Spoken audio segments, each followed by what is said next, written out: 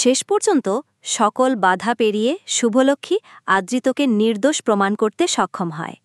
কোর্টে সবাইকে অবাক করে দিয়ে সে জীবিত স্বপনদাকে উপস্থিত করে এবং স্পষ্ট করে জানিয়ে দেয় যে আদ্রিত নয়, বরং এই সমস্ত কিছুর নেপথ্যে রয়েছে মোহনা। সত্য প্রকাশ পেতেই আদালতে উপস্থিত সকলে স্তব্ধ হয়ে যায়। বিস্তারিত জানতে ভিডিওটি সম্পূর্ণ দেখুন।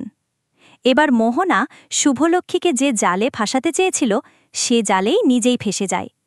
শুভলক্ষ্মী স্বপ্নের রুমটা ভালো করে ঘুরে দেখে মনে মনে বলতে থাকে, এটা তো অসুস্থ রোগীর জন্য ব্যবহার করা হয়, তাহলে এখানে কে অসুস্থ রয়েছে?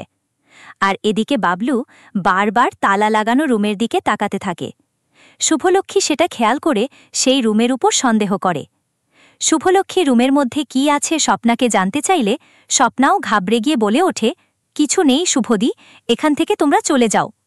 তখনই শুভলক্ষ্মীর সন্দেহটা আরও বেড়ে যায়। সঙ্গে সঙ্গে শুভলক্ষ্মী স্বপ্নাকে গিয়ে সেই তালাটা খুলতে বলে। স্বপ্না ঘাবড়ে গিয়ে বলে ওঠে, আমার কাছে চাবি নেই, আর বারবার শুভলক্ষ্মীকে চলে যেতে বলে। শুভলক্ষ্মী তখন স্বপ্নার কোনো কথাই না শুনে তালাটা ভাঙার জন্য আশেপাশে তাকাতে থাকে, কোনো কিছু পায় কিনা। তখনই শুভলক্ষ্মীর চোখে একটা রড পড়ে, আর সেই রডটা তুলে নিয়ে এসে তালাটা ভাঙার চেষ্টা করে। এটা দেখে স্বপ্না ঘাবড়ে যায় এবং বারবার শুভলক্ষ্মীকে আটকানোর চেষ্টা করে। শুভলক্ষ্মী তখন স্বপ্নার কোনো কথাই না শুনে তালাটা ভেঙে দরজাটা খুলে স্বপনদাকে দেখে চমকে ওঠে, আর সঙ্গে সঙ্গে বলে ওঠে, স্বপনদা বেঁচে আছে, আমার আদিকে আমি এখন নির্দোষ প্রমাণ করতে পারব। এরপর দেখা যায় স্বপ্নার সকল কিছু ধরা পড়ে যাওয়ার পরে শুভলক্ষ্মীর কাছে সব ঘটনা খুলে বলে। স্বপ্না বলে ওঠে, এই সকল কিছু করেছে মোহনা, আর এটা করার মূল উদ্দেশ্য ছিল শুভলক্ষ্মীকে ফাঁসানো, কিন্তু সেখানে ফেসে গেছে আদ্রিতদা। এই কথা শুনে শুভলক্ষ্মী অবাক হয়ে যায়, আর শুভলক্ষ্মীর মাথায় তখনই বুদ্ধি আসে। সে বাবলুকে বলে ওঠে, স্বপনদার রুমে ঢুকেছিল সেই সময়কার সিসিটিভি ফুটেজ তোমাকে যেভাবেই হোক জোগাড় করতে হবে। এই কথা শুনে বাবলু ঘাবড়ে যায়, কিন্তু বাধ্য হয়ে এই কাজটা করতে রাজি হয় বাবলু। তখনই বাবলু সিসিটিভির ফুটেজটা জোগাড় করতে হসপিটালে ছুটে যায়, আর সিসিটিভির রুম থেকেই সেই ফুটেজটা পেয়ে যায়। এরপর দেখা যায় পরদিন সকালে আদ্রিতের কেসটা কোর্টে ওঠা মাত্রই পুলিশ অফিসার পেশ করে সেই ভিডিওটা। ভিডিওতে সত্য দেখায় আদ্রিত রায় খুনটা করেছে।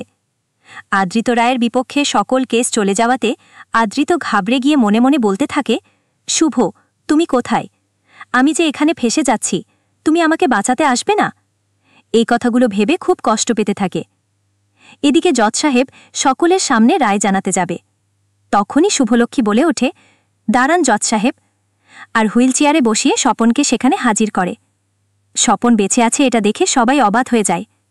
যার খুনের দায়ে আদ্রিত ফেসে গিয়েছিল সে তো বেঁচেই আছে, তাহলে আদ্রিতকে কেন খুনি হিসেবে প্রমাণ করা হচ্ছে?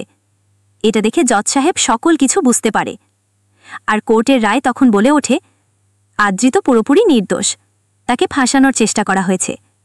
এদিকে শুভলক্ষ্মী আদালতের মধ্যে প্রমাণ পেশ করে যে এই সব কিছু করেছে মোহনা। তখন জজ সাহেব রায় জানিয়ে বলে ওঠে, আদ্রিত রায়কে ফাঁসানোর অপরাধে মোহনা সেনকে 5 বছরের সশ্রম কারাদণ্ডে দণ্ডিত করা হল। কথাটা শোনা মাত্রই মোহনা না বলে চিৎকার করে ওঠে, আর এদিকে আকাশ সেন এটা কোনোভাবেই মানতে পারে না। তো ভিউয়ার্স, এমনটাই যদি নতুন পর্বগুলিতে হয় আপনাদের দেখতে কেমন লাগবে? আপনাদের মতামত আমাদের কমেন্টে জানান। ধন্যবাদ।